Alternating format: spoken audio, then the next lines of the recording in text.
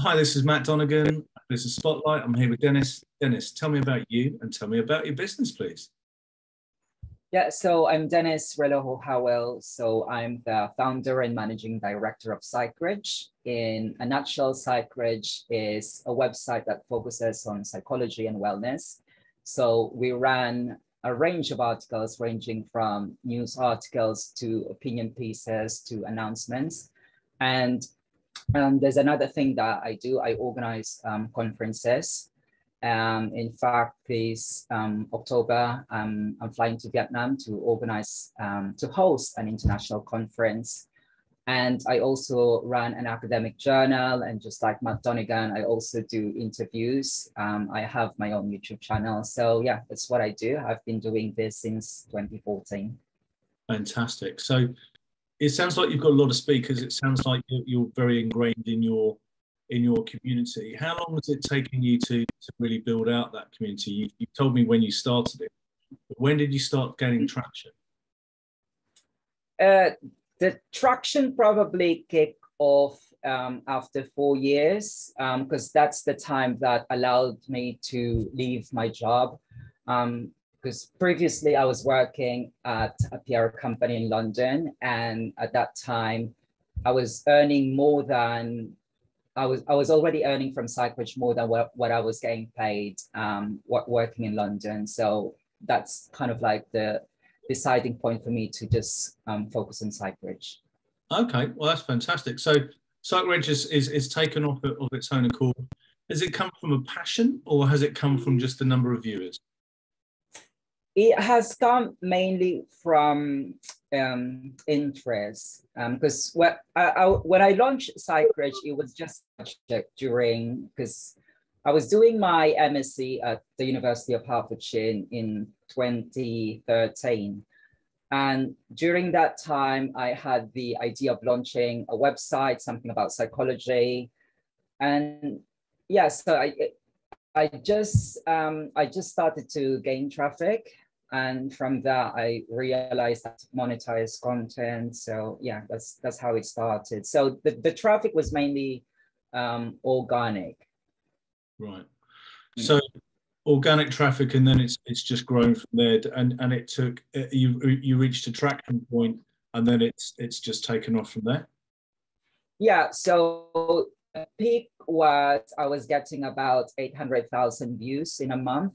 Wow. It's not as big as, let's say, the bigger players. Psychology Today are very well mined, but I was a one-man team, and I was proud of that achievement.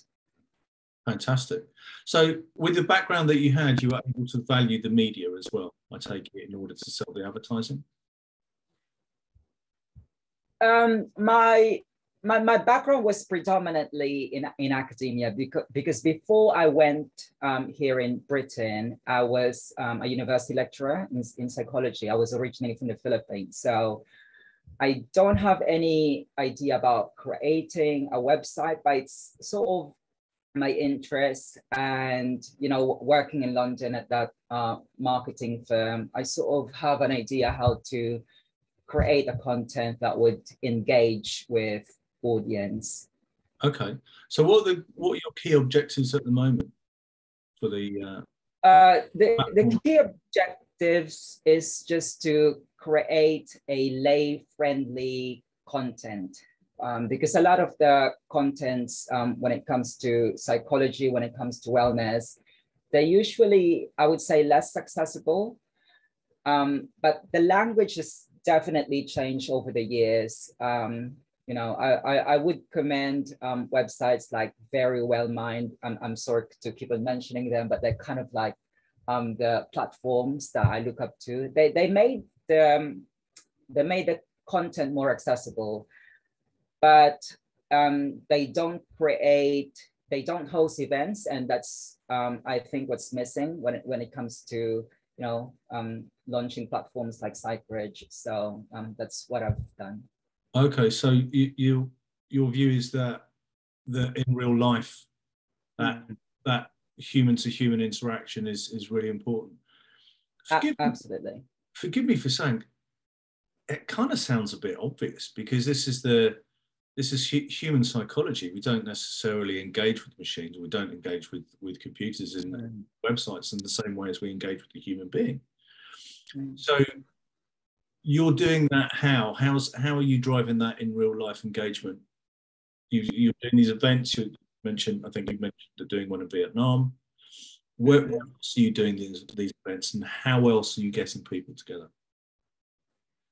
Because my target audience when it comes to this Cyprus, it's just the lay people. Whereas with conferences, it's more academic people, university lecturers and people doing their PhD. So it's a different target market. I'm sorry to use the word market. I'm not trying to sound mercenary, but with using the business jargon. But with the conference, I just think that it would also fuel Cyprus when it comes to content, because I want the contents to be evidence-based. This is a very sensitive niche. It's not like your TikTok content creator or your YouTube short creators. The things that I publish has got to be evidence-based, because I don't have any idea like who is the person reading this content and what are their personal motivation for looking for this content. So I have a responsibility to create contents which is based on evidence. And so those are the things that I learned from, the conferences, from the academic experts, from the practitioners. So that's why I'm thinking that these two are perfectly aligned with each other. Yeah. Right. And how important do you see the service that you provide to your customers? Because if they're looking to understand more about psychology, are they lay people? You mentioned lay people and you mentioned experts.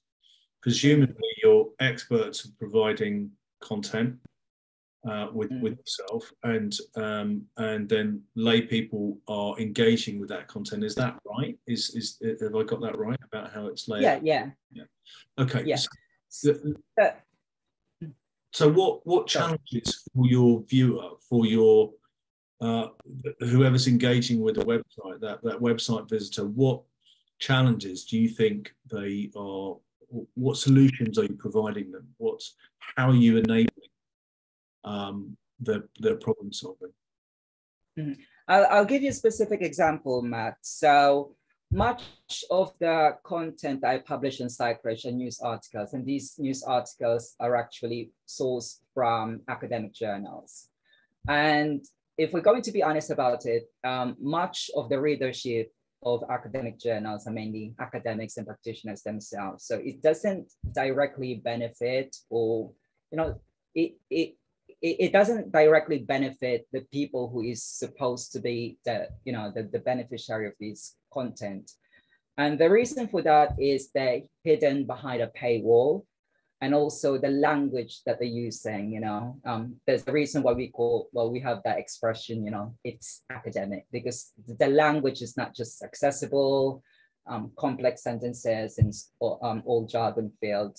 So what I do with Cyprus is, because I've got access to those journals, is I could repackage them so they do read like, your news articles like in Daily Mail or Telegraph. So they're more accessible to everybody. And that's what I do. And the point of that is, they've done incredible research. It's peer reviewed, it's based on robust science. But I think, my platform could offer better value if, people could read it in an accessible language. Sorry. No, you go ahead, please. Thanks. Yeah, I was also going to say that another thing that I do is I interview people on YouTube. So I'm not just the kind of interviewer that features people because they're big in the industry, but I want also to highlight people who like practitioners, who have people who've got lived experience. So I just want everyone to have a voice. Yeah. Okay.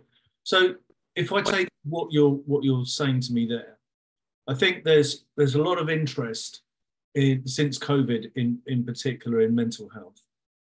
Do you think the understanding of psychology that you provide is enabling people to deal with mental health issues? Is that your core audience, or is it something slightly more specialist? Yes, I would say so. A lot of research has shown that, yeah, at least in Britain, young people are reluctant to seek help with mental health professionals, but they would rather, use online platforms, forums, and all of that. So yeah, so we have to provide content which is accessible and based on science.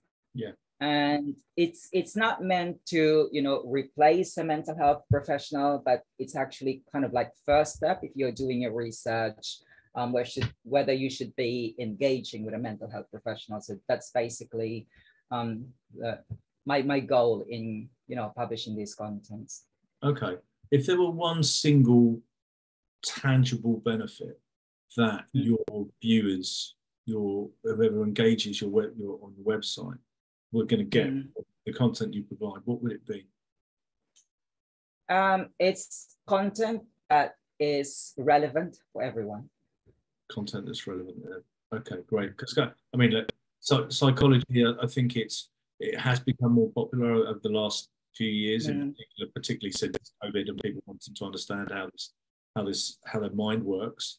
There's a lot more interest in it, a lot more understanding about it. I think that in the UK, that in particular, there was a view at one point when it was a little bit, certain aspects of psychology were viewed as being slightly American, if you like. And in fact, what's become obvious is that it affects every single one of us, or understanding our psychology and the psychology of others is very, very important. And it's, the self-help books that many people read will be layered through with psychology. In fact, that's all they are. So yeah, I think that's really, really important. So what are the challenges that you've got at the moment with the business? The main challenges is because of the last Google Core update, my website has been heavily impacted. So I mentioned earlier that I was getting around 800,000 views, and right now it has dropped to 50,000 views a month. So that's a significant drop. I think it just goes back to that you can't just focus on the technical aspect of creating SEO and just relying on a single stream when it comes to generating traffic. But you also have to pay attention to what the audience find valuable and relevant. Yeah. Okay. And how are you battling that decline in numbers?